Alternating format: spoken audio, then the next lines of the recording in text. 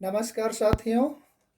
10वीं कक्षा हिंदी विषय के अंतर्गत काव्य खंड का आज एक महत्वपूर्ण पाठ आपके सामने प्रस्तुत करने जा रहा हूँ। वह है देशभक्ति से परिपूर्ण फिल्म हकीकत का वह गाना से संबंधित है, जिसके शीर्षक है कर चले हम फिदा।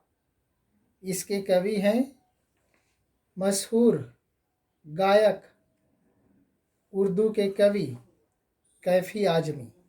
तो आइए जानते हैं पाठ पढ़ने से पहले कैफी आजमी के संक्षिप्त जीवन परिचय के बारे में।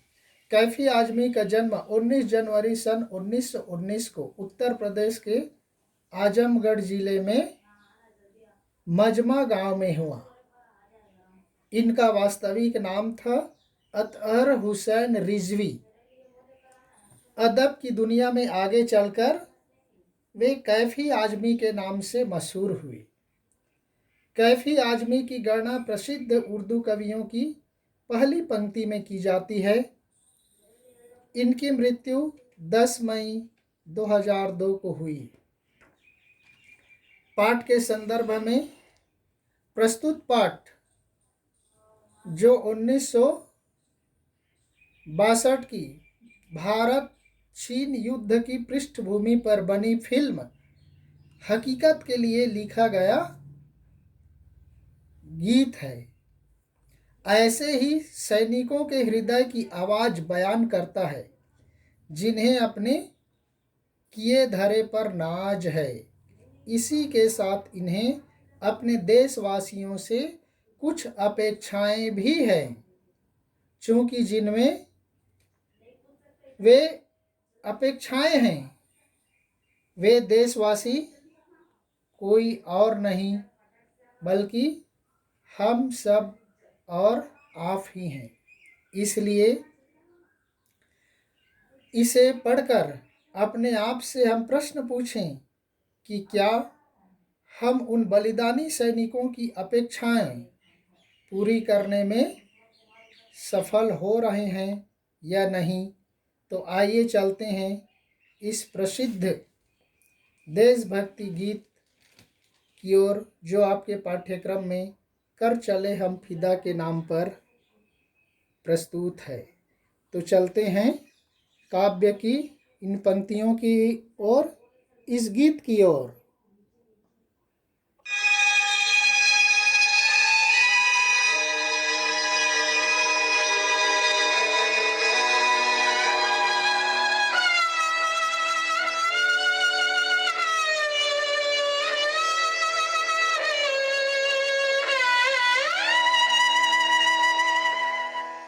चले हम फिदा जानो तन साथियों, अब तुम्हारे हवाले वतन साथियों।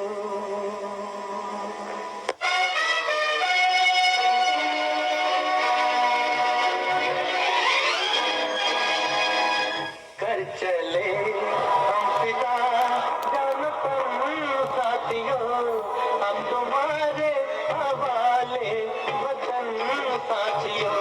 कर चले हम फिदा जानो तुम साथियों, हम तुम्हारे हवाले वतन साथियों।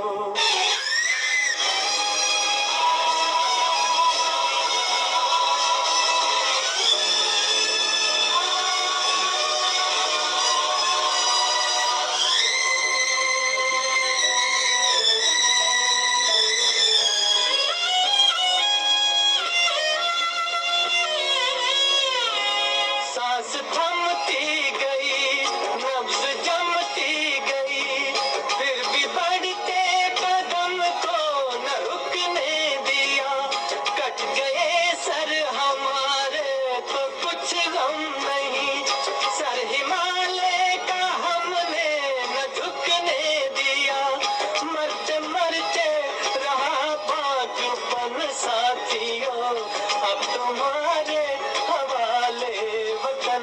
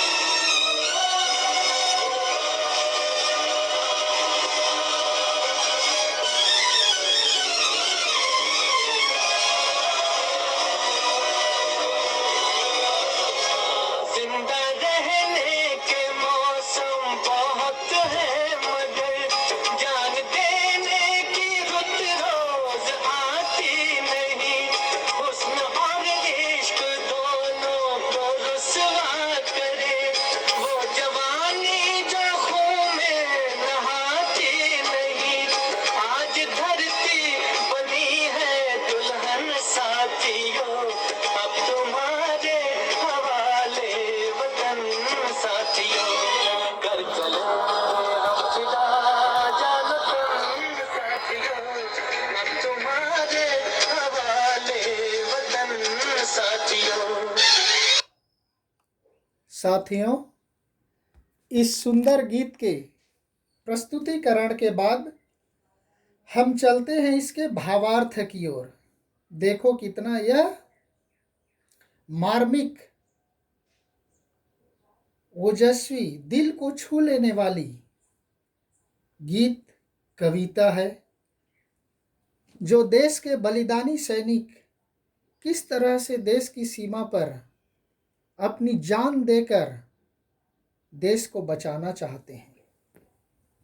कर चले हम फिदा जानो तन साथियों, अब तुम्हारे हवाले वतन साथियों। बलिदानी सैनिक अपने साथी सैनिकों से, अन्य वीर सैनिकों से कहने लगता है कि हे साथियों, अब हम अपने शरीर को, अपने प्राण को त्याग कर जा रहे हैं और तुम्हारे हवाले वतन साथियों, अब यह देश हम आपको सौंपकर, आपके सुपुर्द करके हम जा रहे हैं। सांस थमती गई, नब्ज जमती गई, फिर भी बढ़ते कदम को न रुकने दिया। वह कहने लगता है कि साथियों, हमने अपनी अंतिम सांस तक, सांस थमती गई, सांस धीरे धीरे रुकने लगा, नब्ज जमती गई, हमारी नाड़ियां, नब्ज, नर्व धीरे धीरे शिथिल होने लगा, कमजोर पड़ने लगा, फिर भी बढ़ते कदम को न रुकने दिया। फिर भी हमने अपने बढ़ते हुए कदम को रुकने नहीं दिया, पीछे नहीं किया।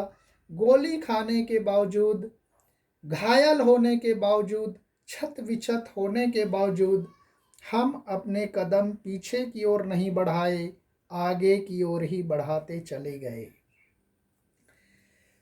कट गए सर हमारे तो कुछ गम नहीं, सर हिमालय का हमने न झुकने दिया। कहने लगता है कि इस देश की रक्षा के लिए हमारे सर कट गए तो हमें कोई दुख नहीं, हमारे सिर अपने देश के सेवा में अर्पित हो गया तो इसके लिए हमें कोई दुख नहीं है, कोई गम नहीं है। लेकिन हमने अपने सर दे कर के भी हमारे देश का जो आत्मसम्मान है, सर हिमालय का, भारत का सिर, भारत का मुकुट माना जाता है, वह हिमालय को, यानी हमारे आत्मसम्मान को, हमारे स्वाभिमान को, उस आत्मसम्मान, स्वाभिमान रूपी हमारे हिमालय रूपी सर को हमने कभी झुकने नहीं दिया, हमने कभी उस सर को नीचा होने नहीं दिया। ऐसा बलिदानी सैनिक अपने साथी सैनिकों से कह रहा है। मरते मरते रहा बांकपन साथियों, वह कहने लगता है कि हे साथियों, हमने अंतिम समय तक, मरते मरते भी हमने अपने पूरे जोश के साथ, पूरे संघर्ष के साथ, पूरी बलिदान भावना के साथ हम लड़ते रहे। लेकिन अब हमारे जाने का समय आ गया है, हमारे इस दुनिया से विदा होने का समय आ रहा है। इसलिए है साथियों, अब तुम हमारे इस देश को, इस वतन को हम आपको सौंप के जा रहे हैं। इसकी हिफाजत करना, इसकी सुरक्षा करना अब आपका दायित्व है। जिंदा रहने के मौसम बहुत हैं मगर जान देने की रुत रोज आती नहीं। कहने लगता है कि साथियों, जिंदा रहने के मौसम बहुत है मगर इस जीवन में तो जीवित रहने के पल, जीवित रहने के मौसम, ऋतुएं बहुत होते हैं। आदमी बहुत समय तक लंबा जीवन भी व्यतीत कर सकता है, जी सकता है, लेकिन देश के लिए, अपनी मातृभूमि के लिए जान देने की, कुर्बान होने का मौसम होता है, रुत होता है। वह रोज रोज नहीं आती, बार बार नहीं आता। वह कुछ समय होता है, कुछ पल होता है जो देश के लिए बलिदान होने का वक्त आता है। उस समय जीवन का वह अद्भुत पल होता है। हुस्न और इश्क दोनों को रुसवा करे, वो जवानी जो खून में नहाती नहीं। कवि कहने लगता है कि साथियों, हमारी जो शरीर की सुंदरता है, हमारे जीवन की जो प्रेम है, वह दोनों को बदनाम करता है। कब? जब हम देश के लिए वो जवानी का जोश, वो जवानी का खून हम देश को नहीं दे सकते, देश को अर्पित नहीं कर सकते। वो जवानी का खून में वह देश जब तक स्नान नहीं कर लेती, नहाती नहीं, अर्थात हम बलिदान नहीं हो जाते, तो वह हमारे शरीर की सुंदरता, वह जीवन का प्रेम, वह जवानी का जोश सब बेकार है, वह बदनाम हो जाती है, वह देश का काम नहीं आती। तो वह सुंदरता, वह जवानी का प्रेम, वह जवानी का जोश सब बेकार है, सब वेस्ट है। इसलिए हे साथियों, इस देश के लिए अपना सब कुछ अर्पित कर दो। आज धरती बनी है दुल्हन साथियों, अब तुम्हारे हवाले वतन साथियों। और वह कहने लगते कि यह धरती आज दुल्हन बनी हुई है, यह धरती मानो उस नई नवेली दुल्हन की तरह है जिसको हम आपको सौंप के जा रहे हैं। इसलिए यह देश, यह वतन आप संभाल करके रखना, इसकी जिम्मेदारी आपका है। तो इस तरह से नेक्स्ट वीडियो में हम अगले पद की ओर देखेंगे। तब तक के लिए धन्यवाद। जय हिंद।